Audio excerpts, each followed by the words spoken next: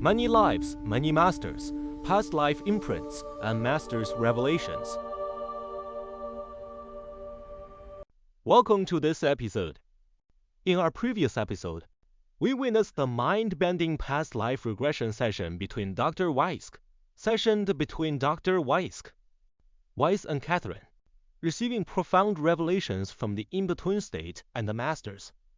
Today, let us follow Dr. Weiss's life-themed quotations with Weiss's clinical notes to venture further into this journey of skepticism, exploration, and ultimate spiritual healing.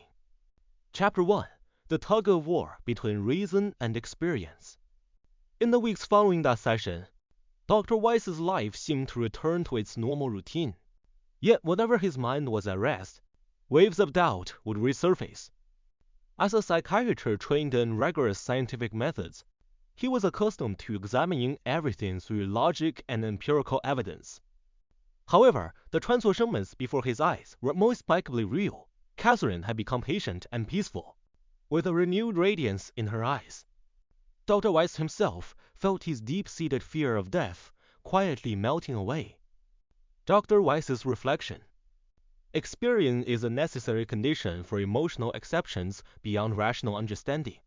But the impact of experience always fades with time. We are so terrified of our own mortality that we sometimes forget the true purpose of living. To escape the ultimate dread of death, humanity engages in countless distractions, midlife crises, cosmetic surgeries, or the relentless accumulation of wealth.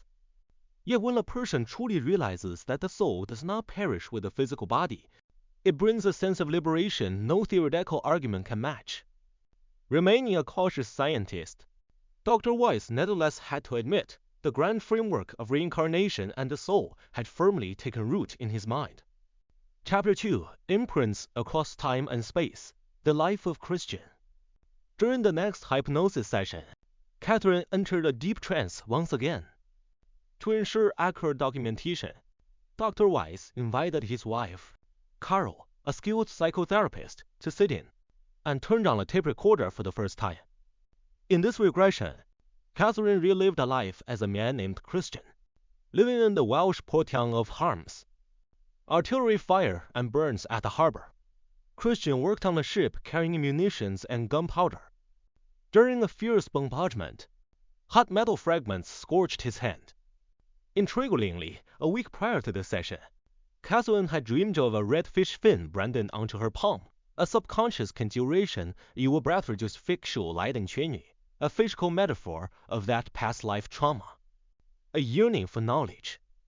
Christian worked in a print shop, touching book spines bound in leather. Though uneducated, he held a profound, innate reverence for knowledge and learning. Fatal heart attack on old age. Eventually, as an elderly man, Christian suffered a fatal heart attack while crossing a bridge, gasping for breath under crushing chest pain.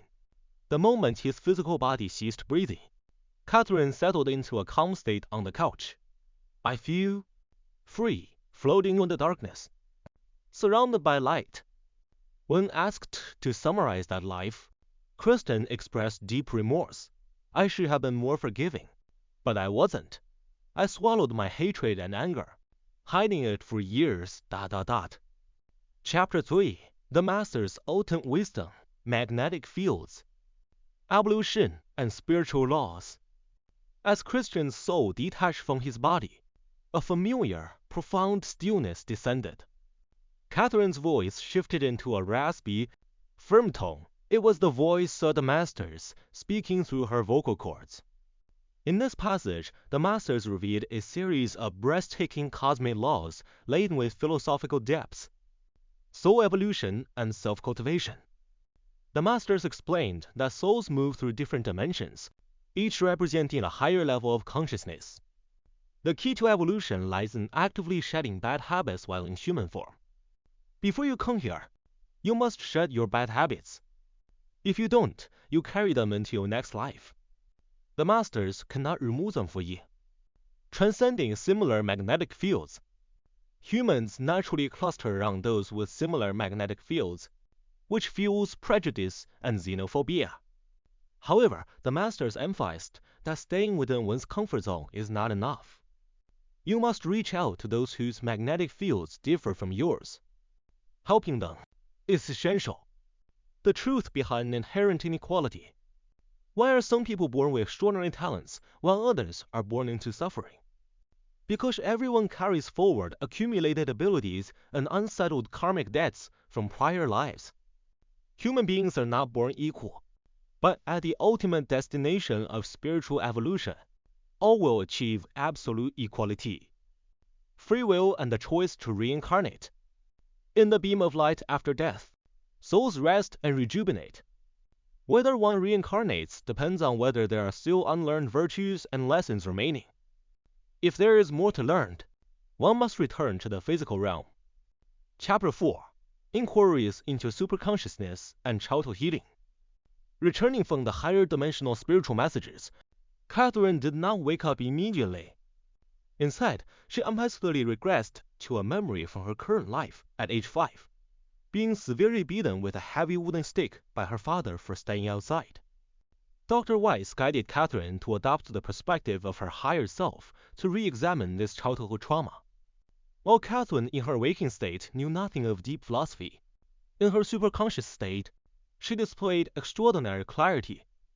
Understanding her father's cruelty, she realized her father's aggression stemmed from his own inner emptiness and self-hatred, which he projected onto his children.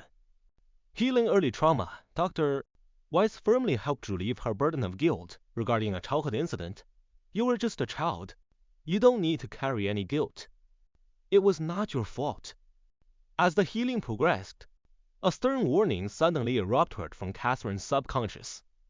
Before others complete their karmic debts, we have no right to abruptly end their lives. Only God can punish people, not us. Those who kill will face karmic retribution. This was another unequivocal declaration from the masters to Dr.